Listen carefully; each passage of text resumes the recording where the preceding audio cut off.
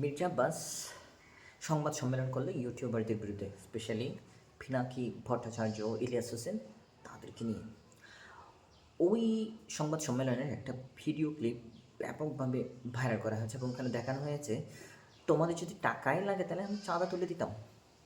এইটা, এই অংশটা ভাইরাল করা হলো। আসলে উনি কী বলতে চেয়েছেন?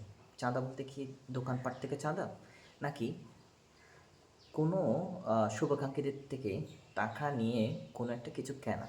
যেমন ধরেন আমার মোটর সাইকেল কিনতে হবে এখন, বাইক কেনা লাগবে, কারণ আমি এখন পর্যন্ত সাইকেল চালাই এবং সাইকেল দিয়ে আসলে এই সময়ে এসে ঢাকা শহরে চলাফেরা করা খুব কঠিন হয়ে পড়ছে আমার জন্য। তো ফলে আমি এখন মোটর সাইকেল কিনবো। আমি কীভাবে কিনবো?